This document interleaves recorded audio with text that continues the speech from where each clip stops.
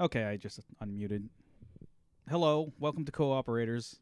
I guess I'm doing the intro. Oh, sorry. What episode is this? This is episode 30. Oh, Yeah, nice. We finally made it to 30. Our podcast is almost as old as I am. All right. It's still not as old as I am, because I am ancient. I am eternal. As you're hearing us now, Augmented Biscuits, and with me, as always, is Chucking Dice. Hello. This is some fucking bullshit. What is it? That it's actually cold in LA during the winter season. Yeah, it's weird. It's freezing. I have a window open. I probably should close it, but nah, you know what? I don't want to get up. So, we got a lot of the show today. I know it's been a while. A lot of things happened in my personal life. Mainly, we had the goddamn stomach flu and the normal flu. Yeah. We talked about that last time, right? Oh, yeah, that's right. Yeah. All right. It's old news, man. What are you also, Chucking Dice got caught smuggling real, actual Korean kimchi from Korea. Apparently, you can't import that shit anymore. Thanks, Trump. Thank you, Trump. So what do we got today, Chucking Dice? Oh, okay. So we're going to talk about a little bit of Marvel's comics reboot, which I don't really see as a reboot at all. So we're not even talking about anything. It's a really point of contention for Chucking Dice right now. I'm interested in it mainly because I don't really follow comics. Well, here's the thing. I don't either. I just kind of read them on news sites and stuff. I haven't read any of the new Marvel comics in a long time, just because it got kind of crazy. Both me and Vic, Vic, who frequents our podcast, we both kind of agree that it's just gone off the handles. It's what is going on anymore? I don't know. Would you say that's for both Marvel and DC, or just? Yeah, no, I would agree. It's for both Marvel and DC. They've gotten really weirdly crossover happy, but we'll talk about that in a second. We're also talking about the Fabulous Moolah, the women's wrestler. She's been on the news. She's passed away, I think, in 2007.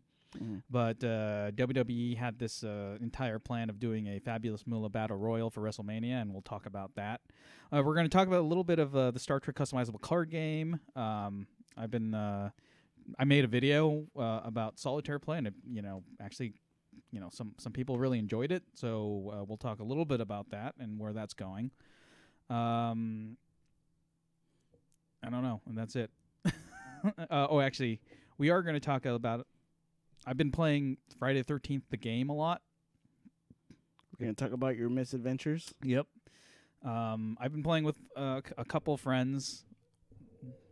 One friend more than the other because the other friend keeps on playing Monster Hunter. Hey, don't badmouth Monster Hunter, man. Not badmouthing Monster Hunter. I'm badmouthing him because he actually convinced our third friend. I'll just say, I don't know. His name's Bert. He got the game, or he basically... my friend Cotterman, who's guested on the podcast once, and we did the quick roll and we did the Chucking Dice show a long time ago. He actually got our friend Bert to buy his PlayStation 4, and we basically just urged him to get the game because he's actually a fan of the Friday the 13th series, the movie series. We told him, you got to get this game. It's like hide and go seek, except with extreme murder. And so he got the game. He liked it, and we played a couple of games with all three of us. And then came the time, like, we were just like, okay, let's he like, my friend Bert wants to play it all the time because he's got a kid now, so he's got to stay home a lot.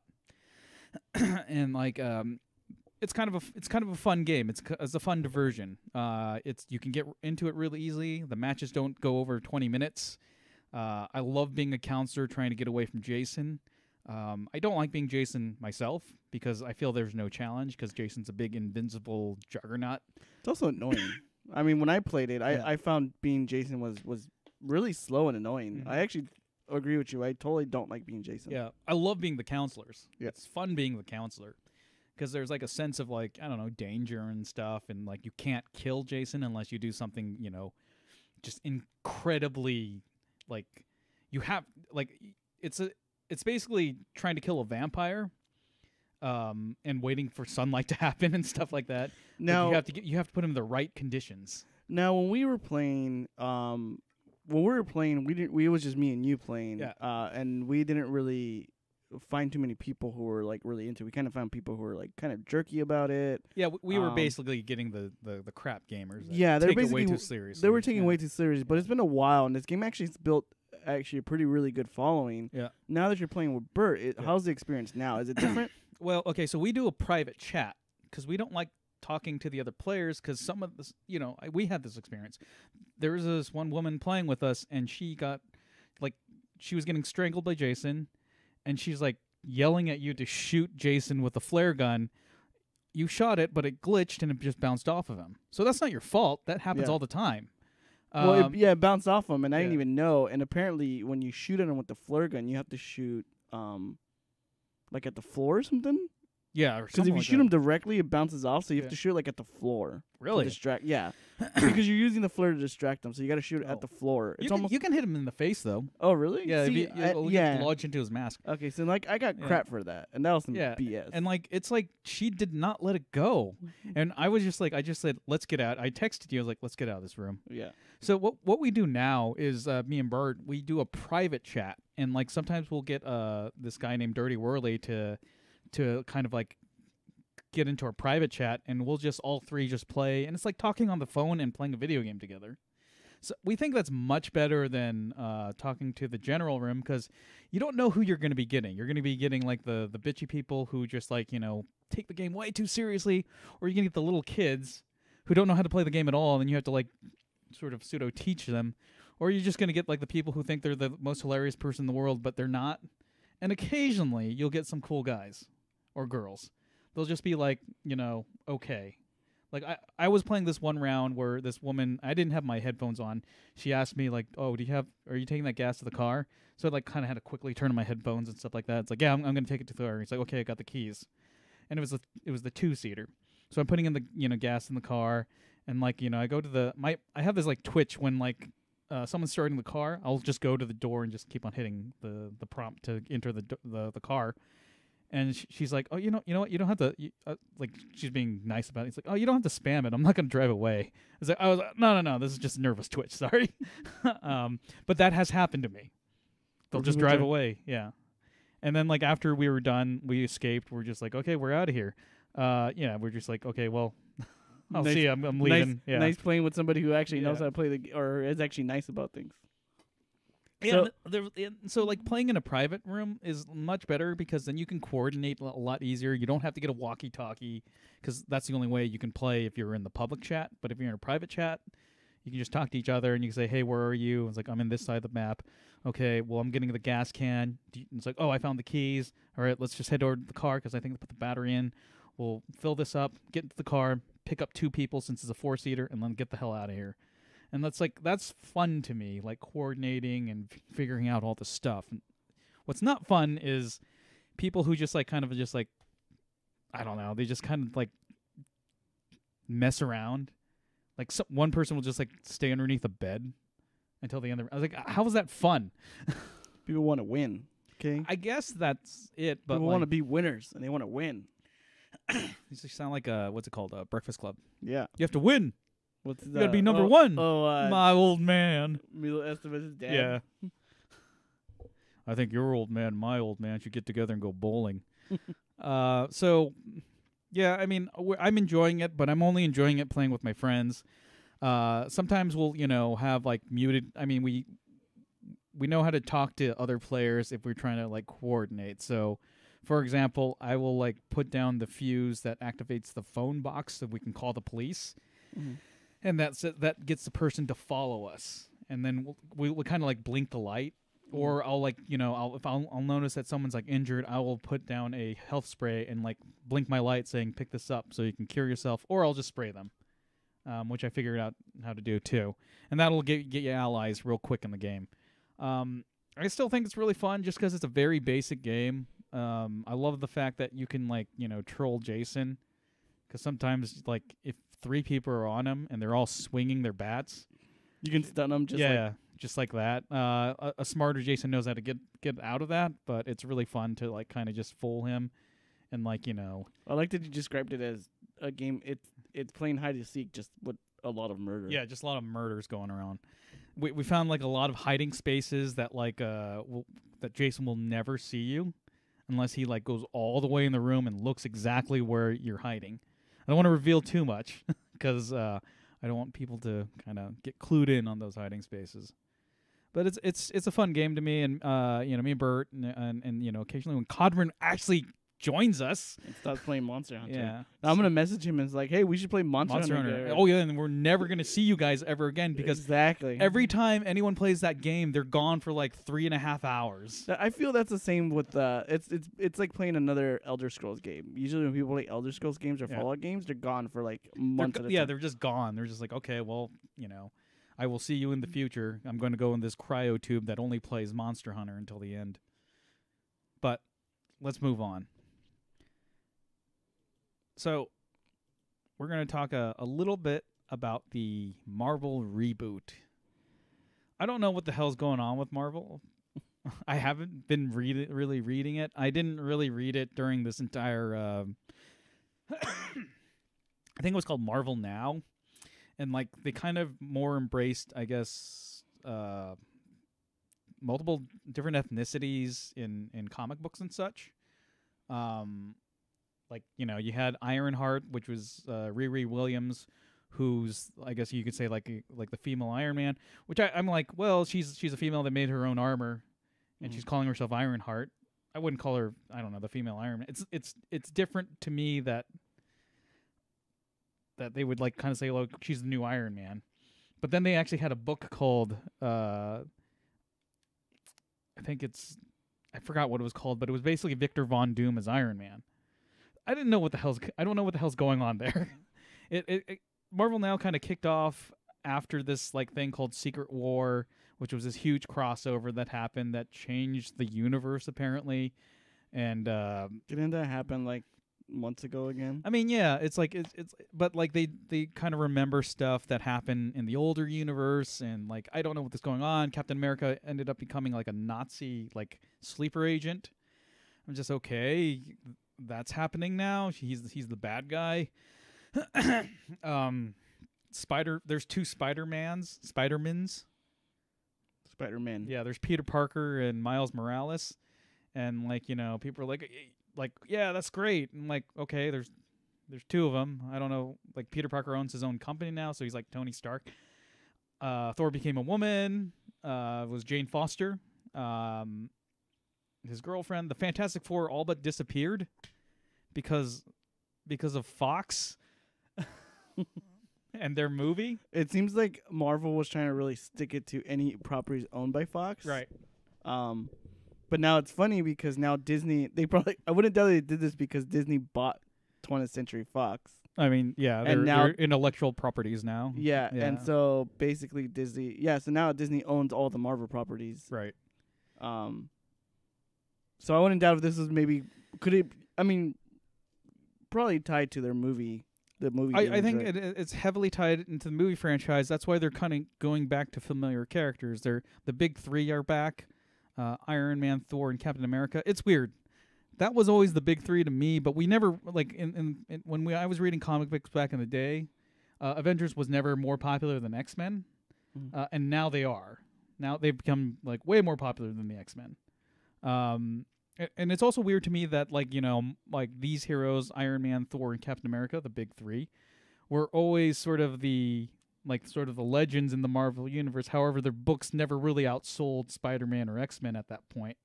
But now, like, they are the big three. They've literally become what they have been in the fictional universe.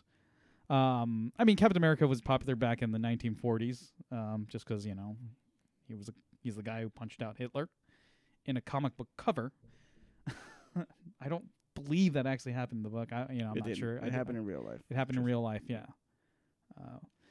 But the big three are back. The Hulk's back, I guess. I guess the Hulk was Amadeus Cho, who was a Korean guy that became a Hulk, but he was kind of like one of those Korean like Mimble bros. I don't know. He's supposed to be like the smartest person in the world.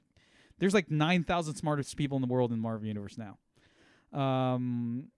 And I guess like it's going to be more familiar to the cinematic universe, which I think kind of is a good idea, because if the cinematic universe is kind of showing all these like heroes, and people say, well, I'm going to get into the comic book, and they're just like reading the comic book, and it's like, what the hell's going on? Yeah. Like, it's so different. Makes sense. I mean, it makes sense. They want to, show the identity of their comics. Venom's on that picture. Did they say anything about the X-Men with this reboot? I don't know. I mean, I guess I haven't followed X-Men since like the early 2000s. I've kind of given up on X-Men. Just because I don't know what's going on with the X-Men. I think the X-Men, ever since the writer Chris Claremont left that book, it was really hard for them to kind of capture that magic. Now, I didn't read all of the Chris Claremont era. Like, I didn't, like, when it first came out, I didn't read, like, the Dark Phoenix saga while it was being printed. I read that much later. And I read like, Man Loves, God Kills, which is the graphic novel special which X-Men, the second movie was based off of, like, bits and pieces, at least the characters. That's where, Hyam Stryker came from. William Stryker, I guess. Excuse me.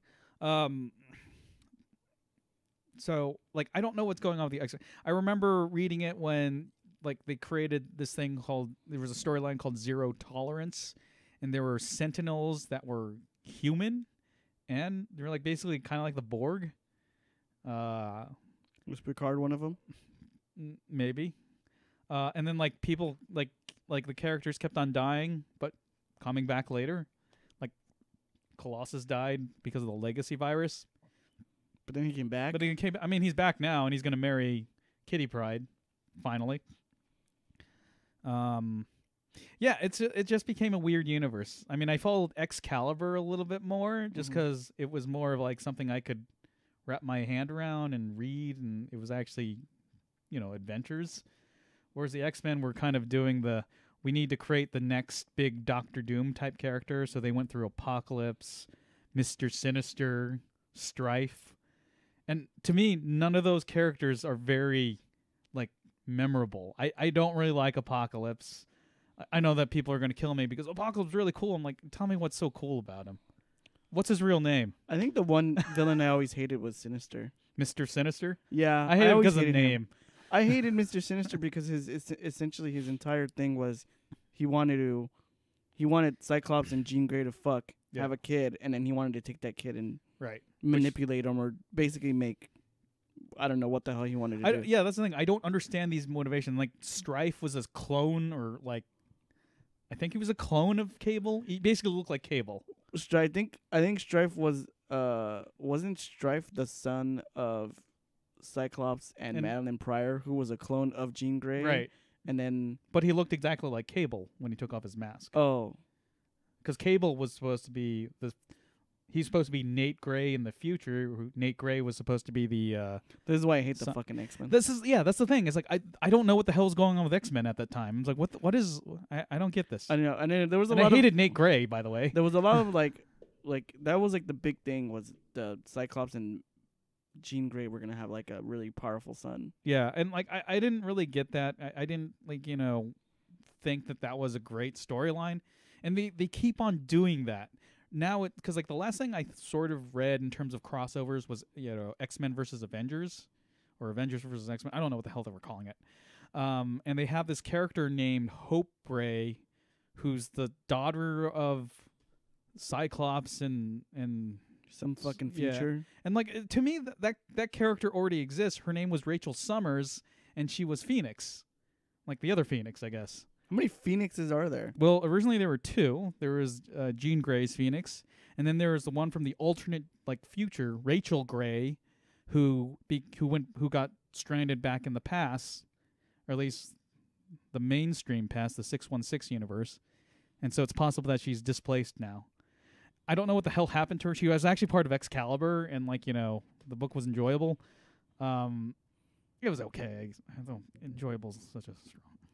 I did like that they killed off Wolverine, and then X-23 became Wolverine. Well, which I thought was sort cool. of, because then Old Man Logan was a. Oh, then he got. Oh, okay, never mind. It's fucking lame. It's like, okay, we're gonna kill him off, but like I know he's not gonna stay dead. I mean, yeah, and they're gonna bring him back. Like to me, you can't really kill off a superhero. You can only pretty much sort of alter some of his like something that's normal in daily life. So you can kill off his background characters. That's more impactful. Like, yeah, you can kill off Batman, but wouldn't it be more impactful if you kill off Alfred? I just want them to kill off the Joker because I fucking hate the Joker. I love the Joker. I can't. He's the greatest villain ever. No, he's not. Yes, he is. Mark Hamill. Well, see, let me rephrase. They need to kill off the comic book version of the Joker. Nah, they can't do that. They're not going to do that. Fucking hate the Joker. Except for Mark Hamill. He's like, who's going to take his place? Who's going to be the big bad villain? I don't think Batman needs a big bad villain. Yes, he does. Because he's not going to have the... This is the thing. Batman is dependent on his gallery of rogues. When you think about the rogues gallery, you think, who's got the most just, iconic rogues gallery? Yeah, Superman has a couple, but like conceivably he can beat them all up. Batman has a pretty good rogues gallery because their sort of villainy is not physical most of the time. Not all the time. Bane, for example, is very physical. So is Killer Croc. But then he has all these like Killer Croc almost got him with the boulder once. I threw a rock at him. It was a big rock. And I think what really helped out was that animated series. Kind of like created like they basically kind of created a really cool sort of just image of all that rogues gallery. Like they took bits and pieces from everywhere. That's why I love Mark Hamill's Joker, because it's bits and pieces everywhere. It's not Jack Nicholson's Joker. It's not Cesar Romero's Joker. It's like something that was created from comic books and cinema or whatever. Hold on, I'm gonna get that window. Are you cold? Yeah. Chucking Dice is getting up right now, and he's gonna close the window because he's cold. I think they need to just kill off the Joker in general, because at a certain point, like, why don't they just execute him? Like, he always gets away. He always murders more people. I want there to be a storyline where somebody basically if they do decide to kill the Joker, right? I want it to not be Batman who kills him. I want it to be somebody who's basically so fed up with Batman capturing him and him always getting away that they're just like, screw it, and they kill him. Well, that's the what's it called? That Nightfall Part 3 when Azrael became Batman. So here's the thing, like the Batman's idea is like, idealistically, he doesn't want to kill any of his villains because that would make him the character from basically the person who killed his parents. Because like he knows that death takes away, and it doesn't give any credence to what he sees as hope. That's why at times he really admires Superman. He does like use fear, which is like everyone kind of associates that with like death and such, but he uses it in a way where he tries to stop these villains and essentially scare him out of that life that What if Wonder Woman kills the Joker? I mean, she could too. I don't think she will. What if Alfred kills the Joker? Because like the last time I think she killed someone, She killed in front of like a bunch of people, and like people saw her differently. I mean, there are kind of real life connotations for people killing, people in public and stuff like that. Like, let's think of a guy who's really great. Like, I don't know. Remember Stormin' Norman? He was the guy from Operation Desert Storm. He was sort of like the poster boy for when Desert Storm was happening.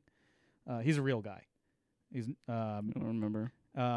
Well, they kind of made this guy sort of the poster child of like when Operation Desert Storm was happening in real life when we were in Iraq and stuff not for the first time, but like I guess when we were taking action. Like let's see if like Storm Norman we show a video of him like shooting like Iraqi soldiers in the head and stuff like that. Like execution style? Yeah, or, that would be or that like they were shooting at him. Yeah, not that he did this or anything like that, but let's say that he did do it. That would show a bit of a strong message there. I mean, there would be some people who'd be down with it, but then there would be other people like, well, I mean, I don't want to look at this. Is not what I want to see. Yeah, but I don't want to see the Joker anymore. Well, you don't read the comics, so you don't. Yeah, but what are you complaining about? Oh, complaining about having to hear about the Joker. Okay, so getting back to this Marvel stuff, the one thing I'm actually looking forward to is, the one thing that interests me in this entire like Rebirth thing is Dan Slott. He's a writer that I first learned. I kind of had a first taste of his writing in this series called the Sensational She-Hulk. It was this really cool series about She-Hulk. And like, it was about because like She-Hulk originally was a lawyer named Jennifer Walters, and like he conceived this story where some like a person of this big law firm who like always basically their clients are always supervillains and superheroes and stuff like that. He goes up to She-Hulk, says like, I want you because I know that you're a lawyer and you're a pretty good lawyer. But here's the thing: I don't want She-Hulk. I want Jennifer Walters.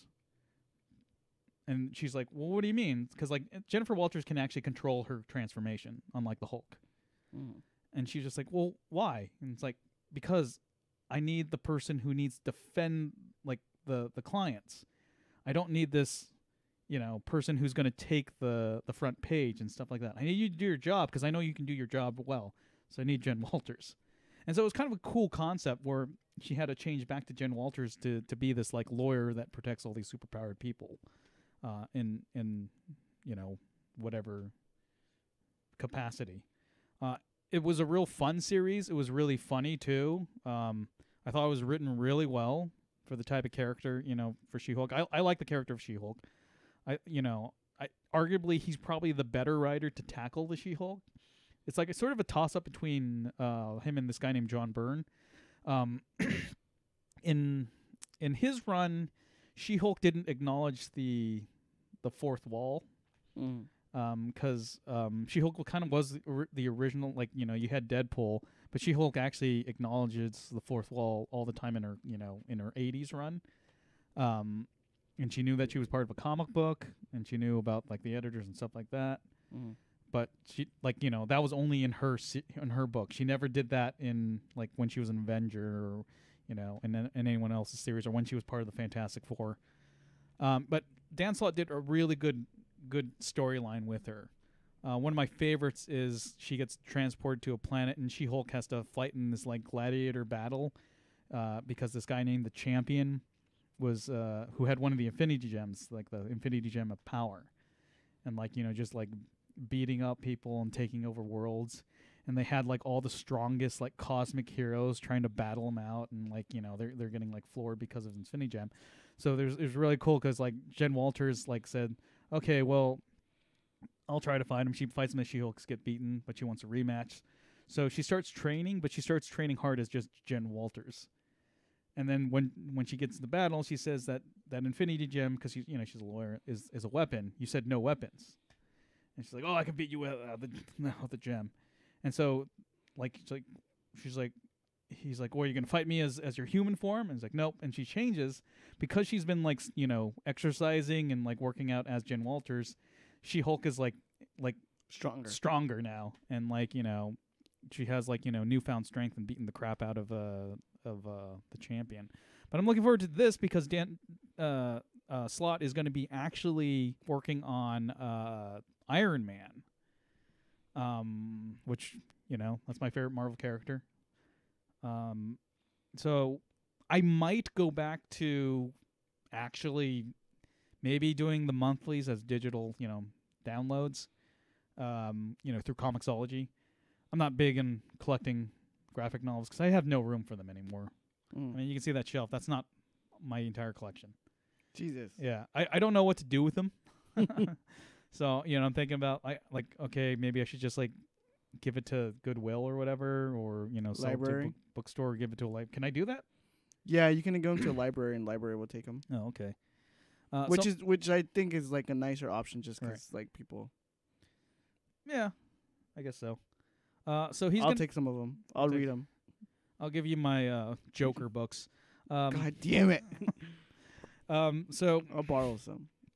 He's gonna be doing Iron Man. He's gonna be calling the book Tony Stark Iron Man, which makes sense because Tony Stark and Iron Man have become synonymous. He doesn't have a secret identity anymore. When I read him, he had a secret identity. They should just call it Robert Downey Jr. Iron Man.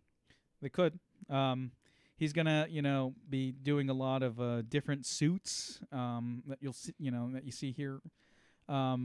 Which I guess now is par from the course. I remember when Iron Man had specialized suits, but it was not nearly as many as it is now. He had an underwater armor, he had a space armor. Now it seems that he has the armor for every little thing. It's this armor opens up peanut butter. This armor is for cooking sushi, or exactly for making sushi. Sushi Iron Man armor. It's this one, it's got a waffle iron. But now he's got a billion different suits. This suit is for fighting Thanos. This one's for fighting Galactus. Literally, he does. He has an armor that fought the Dark Phoenix or whatever. He called it the God Killer. What was so special about it though? I don't know. It absorbed the energy of a star. I mean, he just had armor for every little thing. And one of the things I kind of it happened when I was reading it when I was a kid, is that when a writer takes over, they take it upon themselves that, okay, we have to do a redesign of the armor. And I get that. But it didn't really happen every time a new writer would come in. Sometimes when a new writer came in, they just kind of made a small modification to the armor that he currently had. Best example I could say is that when John Byrne took over and his artist Paul Ryan said, we're going to make the armor a little bit more bulkier looking, but it was the same configuration. It was the same look. And they gave him these sort of soup can feet. So it looked kind of astronaut feet. Mm-hmm. And I was okay, well, at least they didn't change it completely to something I didn't like. During the 80s, he had this one red and gold armor that just became his armor. Excuse me. But I guess what suffers is that there's a little less diversity in the books. But some people will complain or point out that when they did do the diversity, it didn't seem like a lot of people were reading the books. Yeah. And I think that's part of well, I'm watching this movie and then I'm going to go grab the book and oh, Tony Stark's dead. Okay, well, what? Yeah. Okay, well, Captain America. Wait, that's Falcon. So Falcon's Captain America? And Incredible Hulk is Korean dude? And Spider-Man is Miles Morales. Yeah. I mean, what am I reading here? I want to read what's on the movies. And maybe people can argue well, they have to put them in the movies. Yeah, they could do that. But since they're not, they need to create something familiar. But yeah, that seems to be the big thing, is that we're doing something different. Ultimately, I don't think these things work too well when they do reboot. In my opinion, they kind of need to normalize a little bit and kind of create sort of cohesive universe. That's what made it work for such a long time. I mean, you could. I guess you could change the origins if you want to. Like Iron Man's origin has changed so many times. It used to be that he was in Vietnam, and that's how he was captured and created his armor to escape. Then it just changed to an enemy communist state, and then it changed to Iraq, and then I don't know what it is now. Future. I don't know. Well, he's John Connor. He's John Connor. Looks like the devil's hand's been busy. I don't like the way She-Hulk looks. Oh, I don't know what they're doing there. They bulked her. Well, she basically just looks like the Hulk with long hair. I think they're doing some weird thing where they're just going to be calling her the Hulk for a while. I don't know. I've read little of this, but I don't know. Maybe she gets like crazy, out of control big. But that reminds me of that like weird fetish that fanboys have, especially people who put stuff on DeviantArt. They'll take like characters like from like anime or like different comic books, and they'll like over muscleize them. It's like this like weird muscle fetish. You're gonna look it up, aren't you? No, I'm not gonna look it up. Someone just texted me. It's the weird muscle fetish guy. He's like, don't talk shit about weird muscle fetish. We'll see. Well, I'm kind of looking forward to it. The weird muscle fetish? Yes. One thing I wish is that I mean, one thing I wish that I hope that they do with this is that they moving forward they on top of releasing the actual physical comic book, they throw it up digitally. No, they'll do that. Okay, because that's one thing that's kind of stopped me from going back and like reading comics is I don't have any goddamn space for any of this shit. All books are digital now. Okay. So I've been collecting the only thing I've been really collecting are like Star Trek, comics and Star Wars comics, because those are for the most part consistent. They don't like do a reboot of. I mean, they'll do a series, and then they'll just do another series, like I guess limited series is a good word, but they'll with superhero comics, it seems like they always go through like a crossover, and like with like something that's based on a license, they can't do really a crossover with anything else. They can't do like, oh, okay, guest starring Spider-Man. It's part of this like entire thing called Infinity Battle or whatnot. Like they're less inclined to do that. Yeah, because I read I got one of those issues on Comic Book Day. Yeah. For Darth Vader. Yeah. And I actually liked that digital kind of like dynamic reading where it would, it was a little more. It was easier to follow the panels and really like focus on things. So that was actually really cool because I never really seen that. So. Yeah. I mean, and I've been trying to do indie books more just to see what else is out there and who the up and comers are. I'll be honest, like some indie books just kind of just go crazy and like because they don't have. I mean, they probably do have an editor, but it's mostly kind of like the writers doing anything what they want. They're just not as good. They just don't catch me. And there have been exceptions. I've read some pretty exceptional independent books. Like Squirrel Girl. That's that's part of Marvel. So that's. Not I know how upset you get about Squirrel Girl. Because that's like the dumbest character ever. I just love how upset you get with it. All right. But I think what they should do is a crossover with Squirrel Girl and Joker. God damn it. Okay, let's move on. We're going to be talking about something a little controversial. The WWE, as you know, is a pro wrestling organization. It is the pro wrestling organization. There is no other organization that is as big as the WWE because it's the most watched, it's the most popular. Some wrestlers dream to work for this organization. Others not so much because they've already have. So WrestleMania is coming up, and every time WrestleMania comes up, they want to do something big. They want to do something epic. They want to do something that's like hasn't been done before. Is that soon? WrestleMania? That is coming soon. That's like April 8th. Okay. They always want to have a big card. They want to have a big battle for the belt. This coming WrestleMania, they're going to have Shinsuke Nakamura versus AJ Styles, which arguably, like in terms of wrestling, they are the biggest talent in wrestling. AJ Styles is great. Shinsuke Nakamura is great. They're going to have Roman Reigns versus Brock Lesnar, and like Brock Lesnar has sort of like, marquee value. I don't think that's going to be a great match because I'm kind of like, I'm not really into Brock Lesnar that much, and I don't really like Roman Reigns. There's possible match between John Cena and The Undertaker, and maybe this will be The Undertaker's last match, but it seemed that, last year was pretty definitive, but they've been doing stuff to hype this match that everyone's getting excited. And then, like, there's this match called the Andre the Giant Memorial Battle Royal, which they kind of put all the other talent in, and I think the sort of intention to this is they're trying to create the new up-and-comer.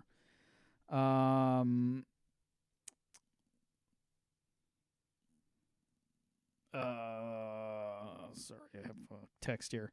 So they're trying to create the new up-and-comer from the mid-card. Mm-hmm. So they really need to. They want to like kind of include everyone in their roster, and a battle royal basically is, 20 to 30 men in the ring at the same time, and they have to like throw out the person off the top rope, and the last person in the ring wins. And to me, as a kid, I loved battle royals just because it's crazy. Like it's just this huge melee. Nowadays, it's like, when I watch it, it's like just a bunch of guys punching each other until they get down to like 6 people, and that's when the actual like wrestling happens. But it's kind of cool to see like all these like, superstars in one ring throwing each other out, and like, getting to that final winner. And usually they like kind of end it really big. It's not really done. It's not like small potatoes. Wait, you're telling me wrestling is fake and staged? It is. Damn it. The Undertaker isn't an undead monster that can I don't know what shoot lightning bolts. I don't know what to believe anymore. Now, the big thing of this year is that they're doing the entire women's revolution, obviously to kind of be in line with like the Me Too and Time's Up movement, and that's great because there are a lot of great women wrestlers out there. There's Ronda Rousey just became part of the roster. Asuka, another Japanese wrestler, is going to be fighting Charlotte Flair, the daughter of Ric Flair, for the championship belt. But then, like, you have to kind of say, what are we going to do with the rest of this, roster that we have? And so they decided to create another battle royal called the Fabulous Moolah Battle Royal. And if you guys don't know, the Fabulous Moolah is this like this just classic old wrestler. She was basically on the WWE in the 80s, but that wasn't really, I guess you could say that was her heyday, but she was also, she got into wrestling in like the 30s or 40s, I think the 40s. And she had been wrestling since. Not highly televised, or like, in terms of recorded history, but she's been wrestling for a long time. In WrestleMania 1, she didn't actually wrestle, she was just managing someone. But I think in WrestleMania 2, she ended up wrestling Wendy Richter for the belt. I think disguised as, I think called the Spider Woman. I don't remember. But most people will remember her from WWF or Hulk Hogan's Rockin' Wrestling, where she was a character. Now the problem is with this like special, this sort of WWE Fabulous Moolah Battle Royal, is that she has a very checkered past. She used to book women's wrestling for different organizations because she was the only women's school. There wasn't a whole lot of women wrestlers teaching other women to wrestle, to be in this business. Yeah, to learn this job. So she kind of was like one of those. She was like no different from the male bookers. She would take a percentage of a women's wrestler's earnings, like 25 to 35%. That's quite a chunk. That's a huge chunk. And I think the problem is that the battle royal the Memorial Battle Royal that was like in honor of her said a lot about she did a lot about for women's progression and women's equal rights and stuff like that, and she really didn't. She was just, she took money out. She would like basically say, okay, you have to stay on my property if you're going to be part of my school. You have to like. So the controversy is that she basically exploited people. Yeah. Now the thing is that bookers do that, a lot during that period, and I don't think that's the worst of it. The worst of it is this: there was this wrestler called Sweet Georgia Brown. She was a African American wrestler, a black wrestler, a black women's wrestler, and she was a very unique talent, I guess, of the time. Moolah brought her in, and basically, like, you know, she would like do the same thing. She would book her and like take 35%, maybe even more, just because, you know, she's a minority. She would also basically pimp her out and like have men come up to her room, and basically she was expected to have sex with that guy. That's some shady shit. That is some shady stuff. On top of that, this is all from her children, because she would tell stories about this. She would also be, basically, they would hook her on drugs, and like at the time, I forgot, like Moolah's husband at the time, I forgot his name. They would actually sort of get her hooked on drugs so they can basically essentially control her. So like, you know, they give her a vice, and then, you know, they would like, you know, give her drugs. So you have to have sex with this person, you have to have sex with this person, you have to wrestle here, but we're taking a little bit more out from your paycheck. And so they really did exploit the hell out of her. Yeah, they exploited the hell out of her, and like she ended up dying in, I think, was it the mid-90s? Or no, 1988, 1989. I believe it was a heart attack. And like she died like kind of like, you know, bitter, distrusting towards specifically white people. I don't really blame her. But like, yeah, it was this thing that happened that people just kind of like didn't remember, whoever was organizing this Memorial Battle Royal. And like Wendy Richter, who's also part of like Hulk Hogan's Rock and Wrestling, the animated series, she would tell how she got screwed by Moolah. Like everyone talks about the Montreal screw job where Bret Hart got screwed out of his championship belt. Moolah was fighting this person, the Spider Lady, a masked woman. She ends up getting pinned. And like she basically kicked out at the count out, but they just counted to 3, and she lost the match. And it was just like, what the hell's going on? And like, you know, the mask, like the person, like she like grabs the person in the mask, pulls her mask off, and it's the Fabulous Moolah. Apparently, Moolah was sort of synonymous of like creating these like sort of matches that would end a woman's career. Like she did that with a tag team that went to Japan. And they ended up dropping. She told them, "Oh, you have to drop the belts to this, you know, Japanese team, but you'll win it back later." The WWF have, you know, let me know that they're going to do that. And then like that was actually not true. So like, you know, they ended up dropping the belts, and the WWF said like, "What the hell are you doing?"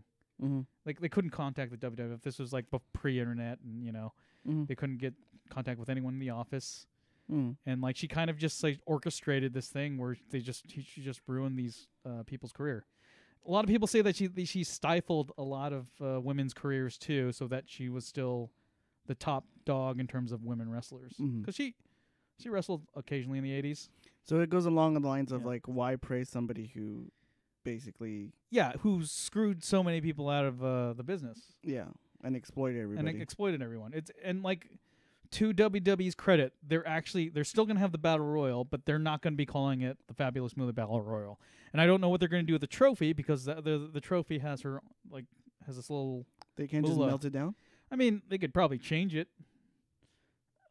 Maybe change it just to like a generic woman. I mean, it's a month till WrestleMania. They have time. Just melt it down. Time.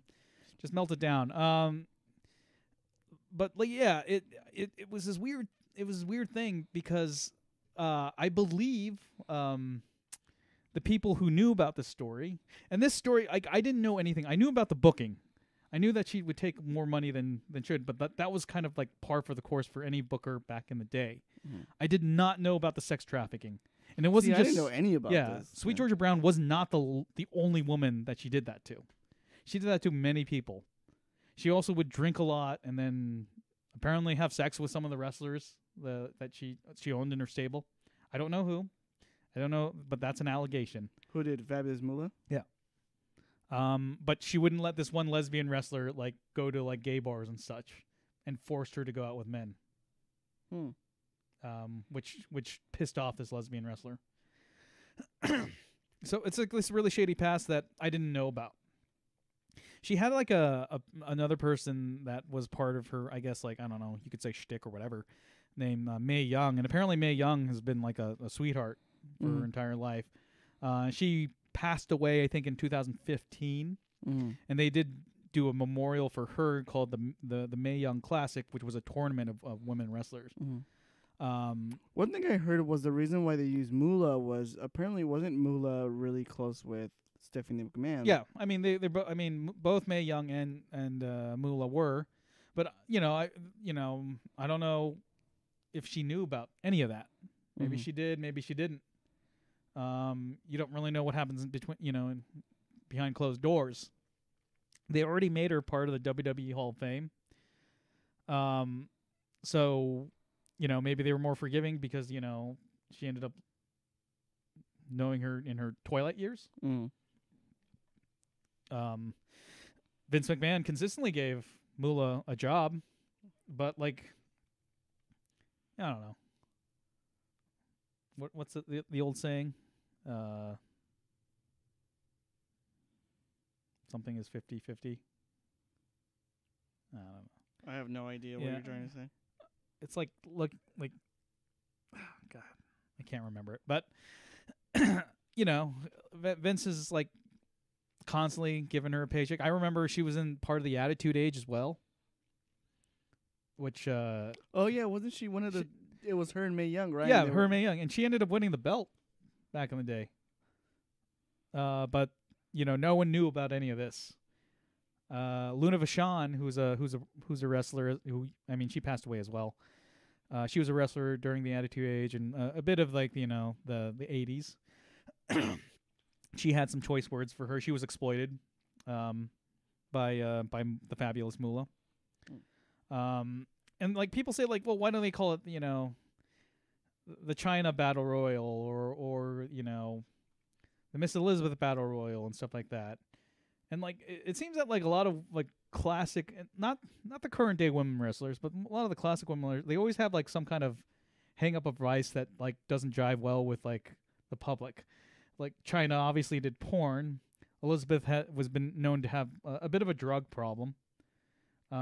Which I think is odd for, I think it's odd for WWE. It's like it's probably because they're trying to be family friendly entertainment. Right. But are they really focusing on like basically, the Christian? They're trying to not to offend anyone, but they're trying to include everyone. All right, yeah, that just seems really odd. I don't think they're very Christian. I think maybe during the 80s they were. I say that would be more in line. Nowadays it's more kind of include. I don't want to say, they're not on the left, they're not on the right. They've had characters that acted like, like nationalists.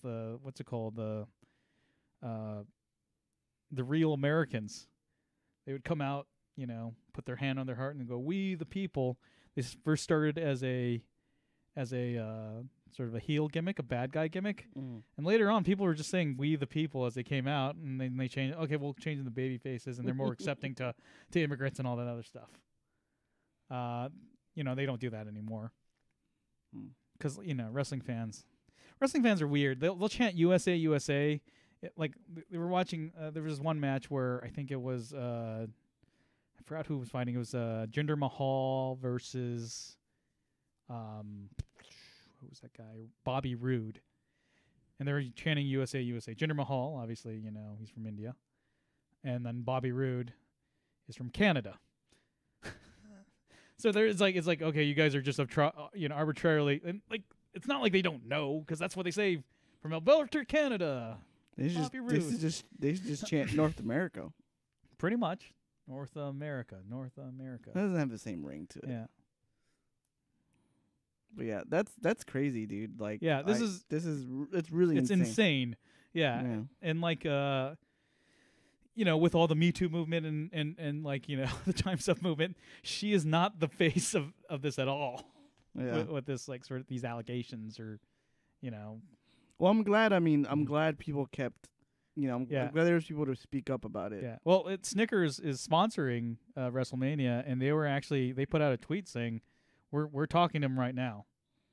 because we don't support this either. Like, we find it very suspect. And I think, I eventually, when they said, okay, we're not doing it, we're not calling it the Moolah, we're still going to have the Battle Royal. It's going to be just called the Women's Battle Royal. We're not going to be focusing on any character. They can't call it the Sunny Battle Royal. They should call it the She-Hulk Battle Royal. The She-Hulk. No, then Marvel would get on them. Marvel got on with Hulk Hogan. Oh, really? Yeah. Why? Because his name was Hulk. Oh. And they called him, like, back then, they called him the Incredible Hulk Hogan. Marvel's like, nope. Yeah. It's like, nope, we can't. Nobody wants to mess with Marvel now. now. They apparently did, like, I don't know what they did, but they, like, agreed. Like, he can be Hulk Hogan. And, like, I guess maybe there was a payment made to Marvel to, like, kind of, like, keep them happy. But at this point, I don't think anyone really cares. I mean, Hulk Hogan has had his own problems now. Apparently, he's racist. Yeah, just like Kevin Sorbo. Kevin Sorbo's he's an extreme Christian. He's super racist too. I've been trying to watch like episodes of Andromeda, just because like I want to get into a space opera of some sort, and I was like, I'm gonna give this a chance. Like, I'm watching it, and I'm like, Jesus Christ! Like, how did this last 5 seasons? He's part of that Mythica series too. Oh, jeez. It's like I think it's basically like the Christian version of like high fantasy. So Hercules, except with Christian. Yeah, it's really weird. Like I mean, I've seen a few of the movies, and it's really like very B movie, but he's in it. All right, we're gonna move on to the last topic here. I promised to talk about this a little bit. But I've been doing I just did a quick roll. I haven't done a quick roll in a while. Quick rolls are these like sort of like quickies on gaming, basically. On Star Trek, the customizable. Right? Yeah, I did one on the Star Trek customizable card game. I did this like house rule quick roll, where basically I laid out some rules for playing at solitaire. Because the reason why is that like people have all these cards in their possession, and that Black Box has more of a playable deck. That's kind of more my solitaire deck kind of thing. Excuse me. What quick roll this episode of quick roll was supposed to do is do a solitaire version of the Star Trek customizable card game. Just because no one plays this game anymore.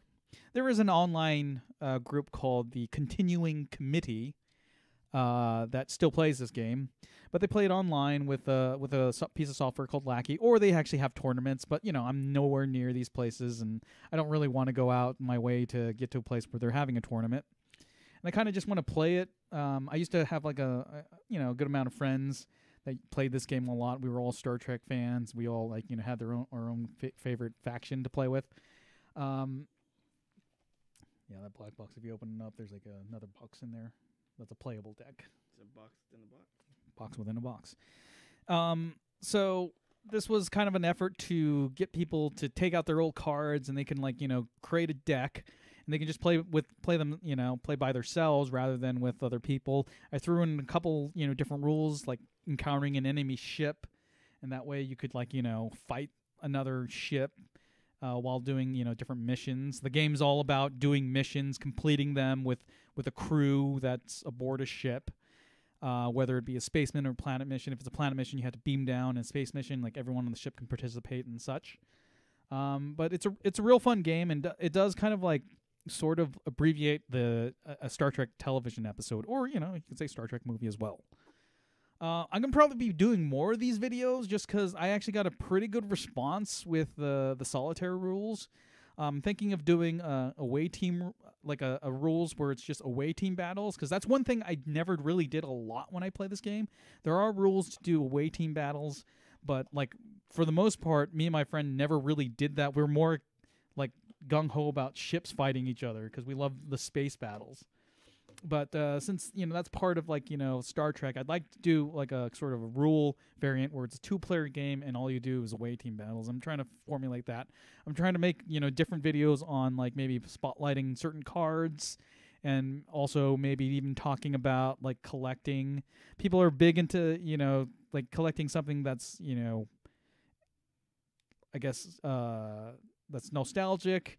and that's not, being sold, and they think it's going to be worth money. In reality, it's probably not as worth as much as you think. But there is a way maybe you can sell it, and I want to make a video on that too, because a lot of people are asking me. I run like a Facebook page that talks about the first edition of Star Trek customizable card game, and people are asking me, I have all these old cards. I have like 6 Geordie LaForges. Can I need to sell all this stuff. Like, how do, like, you're the person I got to talk to, right? It's like, well, no, not really, because eBay's already out there, so that's probably where you need to put all this stuff. I can't tell you where to sell it, but I can give you a couple of ideas, and that's why I want to make that video and kind of talk about that, expand upon that. You're not going to get a whole lot of money, by the way, because, again, this game's not played anymore. If you have old Magic cards, yes, you probably will, because that game is still being played and printed today. But this, not so much.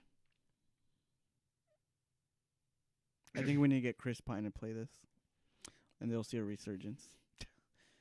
Chris Pine, the star or the co-star of A Wrinkle in Time. Yeah. We should just go to his house and be like, bro, let's play this. And then he'd be like, well, who are you? Where's my security? He's like, 2 questions. Who are you, and what the hell are you doing in my house? We'll just play this game. And we just like start putting it out. Like, get out of my house. But he'll play it. Yeah.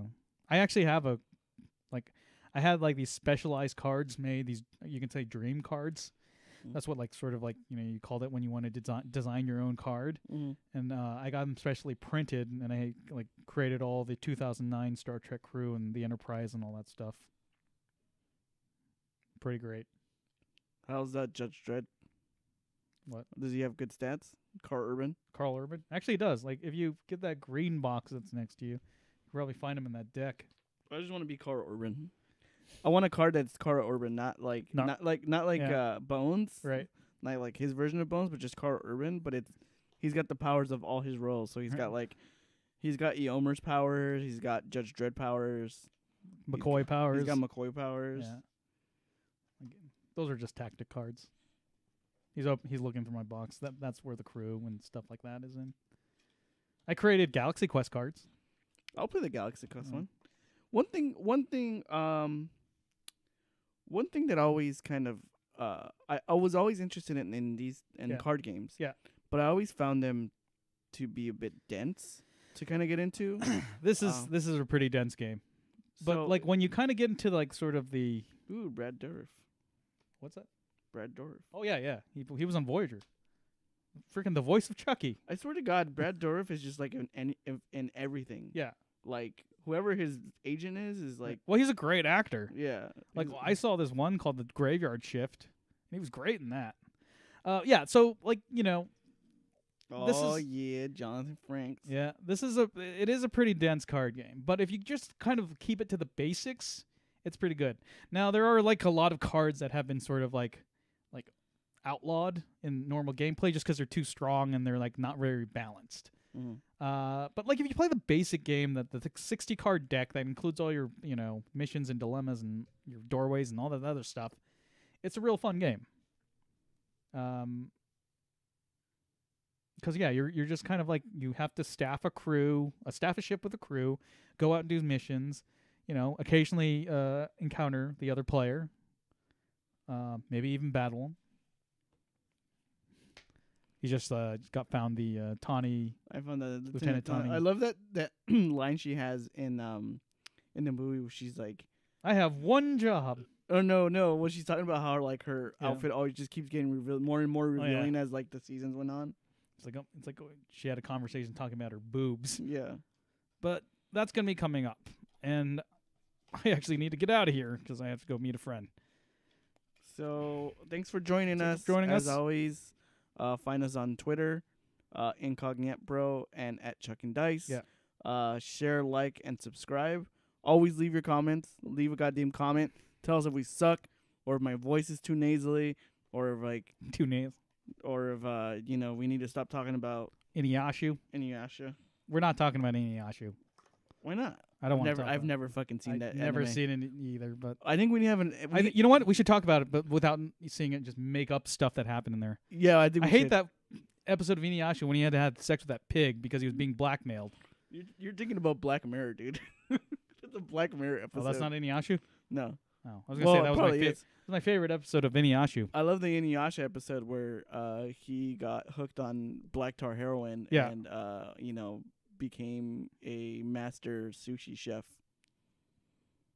I don't know. Whatever. Thanks for joining us and stomaching our podcast. Yeah, our Inuyasha talk. All right, keep it rolling. Hi, Vic. Bye, Vic. Bye, Vic.